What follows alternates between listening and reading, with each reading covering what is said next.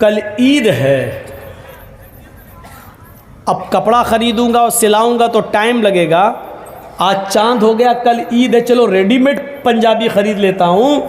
कलिया चक्के मार्केट में गया और एक रेडीमेड पंजाबी ख़रीदता है। उस पंजाबी की कीमत है 500 रुपये। उसके पास पैसे हैं 490 रुपये, लेकिन उसको 10 रुपये कहीं मिल गए। किसी आदमी के गिर गए थे, उसने उठा लिया और जानता है कि फलां आदमी का रुपया गिरा है, लेकिन बताया नहीं। जमीन पर गिरी हुई चीज के भी आप मालिक नहीं हैं, इतना याद रखिएगा। अगर जमीन पर गिरी हुई कोई चीज आप को दिख जाए तो शरीयत का मसला यह है कि देख लिया, गुजर जाओ, उठाना नहीं। और अगर उठा लिया तो अब आपकी जिम्मेदारी है कि 1 साल तक उस चीज का आप ऐलान करेंगे, अनाउंसमेंट करेंगे कि अगर किसी की कोई चीज गिर गई है तो वो हमसे राब्ता कायम करे। कितने दिनों तक? 1 साल तक।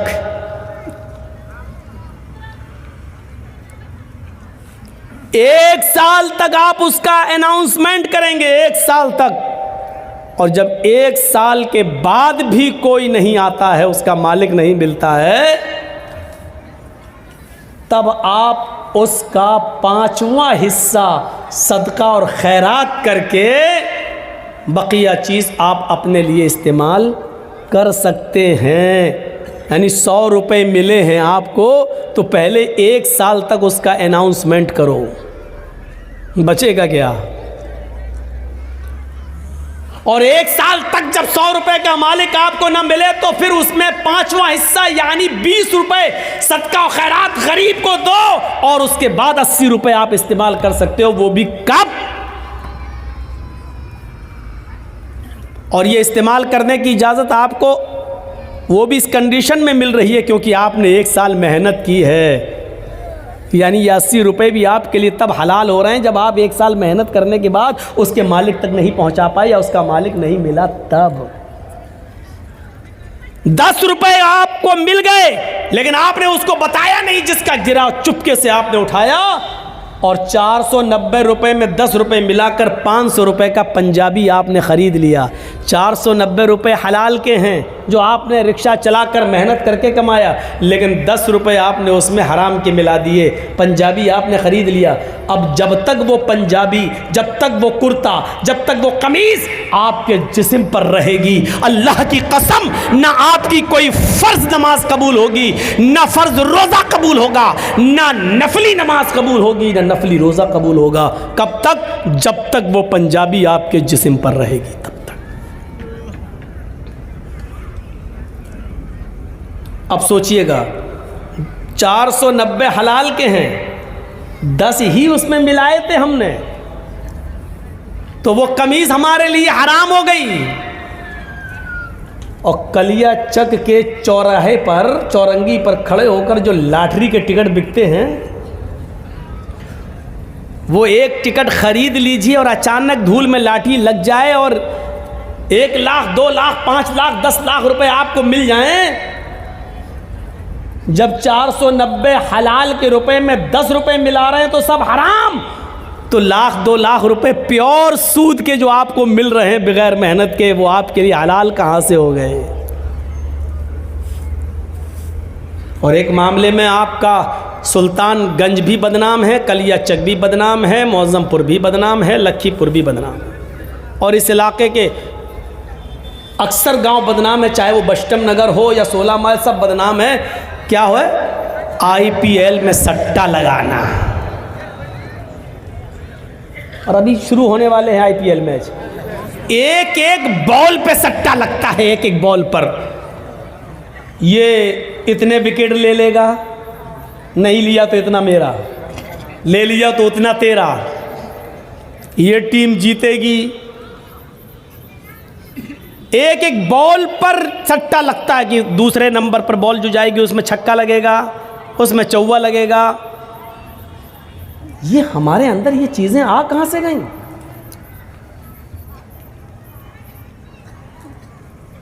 ये तो प्योर हमने लगाया 1000 रुपया, या तो इधर गया या इधर आया। लेकिन तसव्वुर कीजिए, इस्लाम ये कहता है कि अगर आपने किसी को 100 रुपए दिए बतौर कर्ज, बतौर उधार, ये कहकर दिया कि आप 100 रुपए ले लीजिए, आपको ज़रूरत है, लेकिन 1 महीने के बाद जब आप वापस करेंगे मुझे तो हम आपसे 110 रुपए लेंगे। हम आपसे 110 रुपए लेंगे और आपने 1 महीने के बाद 110 रुपए उससे ले लिए, तो जानते हो ये 10 रुपए आपके पास जो आए हैं और आपने जो 10 रुपए 1 महीने के बाद ज़्यादा ले लिया, आप तो सट्टे में 1000, 2000, 5000, 10,000 लगाते हो IPL के। यहाँ तो आपने किसी की मदद की है और उस मदद के ज़रिए उसने 100 रुपए में कमाया और 1 महीने के बाद 110 दे दिया। वो 10 रुपए जो आपके पास ज़्यादा आ रहे हैं, उस 10 रुपए के बारे में अल्लाह के नबी क्या फरमाते हैं, सुनिए। अपने माजा की रिवायत है, दिरहमु रिबा याकुलुहु रजुलु वहुवा यालम। सूद का और ब्याज का 1 दिरहम खाना, हम तो 10 रुपए ज़्यादा बता दिए, 1 रुपया भी सूद और ब्याज का खाना। अब सही आया मैं। IPL का सट्टा लगाने वालों गौर से सुनना, कलियाचक की चौरंगी पर खड़े होकर लॉटरी के टिकट खरीदने वालों गौर से सुनना, बैंकों में लाखों रुपए जमा करने के बाद सेविंग अकाउंट में सूद बढ़ जाता है और सेविंग अकाउंट से सूद लेकर खाने वालों गौर से सुनना। सूदी कारोबार करना, सूद पर रुपया देना और हर महीने 10%, 5% उससे सूद वसूल करना। अगर हम लोग ऐसा कर रहे हैं तो ये लोग भी सुने। अल्लाह के नबी सल्लल्लाहु अलैहि वसल्लम फरमाते हैं कि याकुलुहुर दिरहमु रिबा याकुलुहुर रजुलु वहुवा यालम।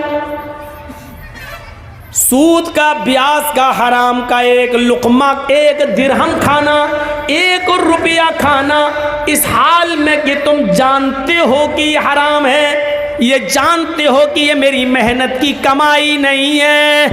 अशद्दु मिन 36 ज़नियतन, 36 मर्तबा जिना करने से भी ज़्यादा सख्त है। कैसा लग रहा है? सूद और ब्याज का 1 रुपया खाना, जिसके बारे में अल्लाह के नबी फरमाते हैं कि 36 मर्तबा जिना करना। ओह, जिना, जिस काम को हम सबसे ज़्यादा गंदा समझते हैं, किसी की माँ, बहन, बेटी के साथ हम जिना करें, और 1 बार नहीं 36 बार जिना करना। अल्लाह के नबी फरमाते हैं 36 बार, 36 मरतबा जिना करने से भी बड़ा और सख्त है ये काम, यानी सूद का और ब्याज का 1 रुपया खाना। और बुलाओ मौलाना जर्जीस को, इससे तो अच्छे हमारे यहाँ के मौलवी है, कम से कम ये सब तो नहीं बोलते। सब बोलते हैं, बोलने का अंदाज अलग अलग होता है। ये अलग बात है कि आप अपने इलाके के उलमा की बात एक कान से सुनते हैं, दूसरे कान से उड़ा देते हैं। क्यों? घर की मुर्गी दाल बराबर।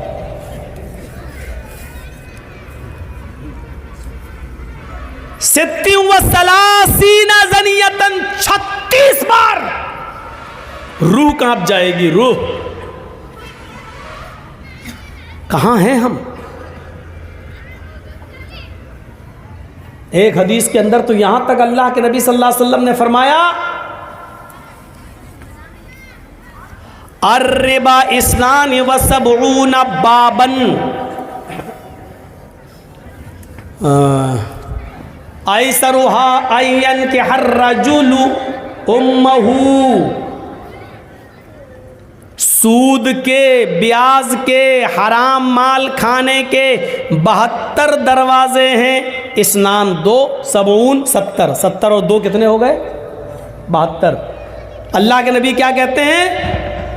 और रिबा इस्नान व सबऊन बाबन, सूद के और ब्याज खाने के 72 गेट हैं, 72 दरवाजे हैं, 72 गेट्स। देयर आर 72 गेट्स, 72 दरवाजे हैं सूद और ब्याज के। उसमें सबसे छोटा और हल्का दरवाज़ा बता रहे हैं अल्लाह के नबी 71, और इससे बड़े बड़े हैं, लेकिन सबसे हल्का दरवाज़ा क्या है? सबसे हल्का गेट क्या है? सबसे करीब का दरवाज़ा क्या है? आइसरूहा आयन के हर रजुलुम्महु, सबसे करीब दरवाज़ा सूद और ब्याज का 72 दरवाज़ों में यह है कि एक आदमी अपनी सगी माँ के साथ निकाह कर ले। सगी माँ के साथ निकाह हो जाएगा? मौलाना जर्जी साहब एक लड़के का निकाह पढ़ा रहे हैं, लड़का अपनी माँ के साथ निकाह कर रहा है। जर्जी साहब 1,00,000 मरतबा भी पढ़ें, या अय्युहल्लज़ीना आमनू तक़ुल्लाह हक़्क़ तुक़ातिही वला तमूतुन्ना इल्ला व अंतुम मुस्लिमून, या अय्युहन्नासु इत्तक़ू रब्बकुमुल्लज़ी ख़लक़कुम मिन नफ़्सिन वाहिदा व ख़लक़ मिनहा ज़ौजहा व बस्स मिनहुमा रिजालन कसीरन व निसाअ।